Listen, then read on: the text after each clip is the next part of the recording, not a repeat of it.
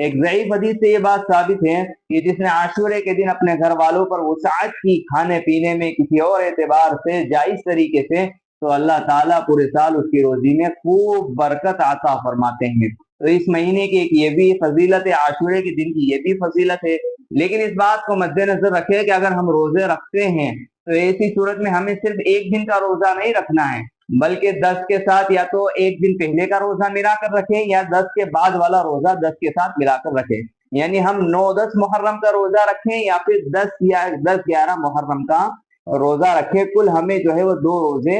رکھنے ہیں۔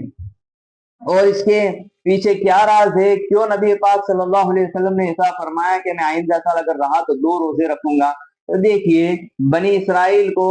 موسیٰ علیہ السلام کے ذریعے سے فرعون کے مقابلے میں فتح نصیب ہوئی تھی، وہ عاشورے کا دن تھا، اور یہود بھی اس زمانے میں اس دن کی خوشی کے طور پر عاشورے کا صرف ایک روزہ رکھتے تھے۔ نبی پاک صلی اللہ علیہ وسلم کو جب پتہ چلا تو کہا کہ ہماری ان سے مشابہت نہ ہو، اس لیے جو ہے وہ آئندہ سال ہم ایک کے بجائے 2 روزے رکھیں گے، یا تو ہمیں 9-10 کا رکھنا ہے یا پھر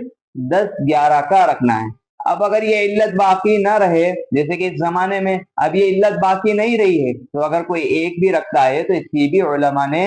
گنجائش لکھی ہے۔ یہ کچھ اعمال ہیں محرم کے اور عاشورے کے،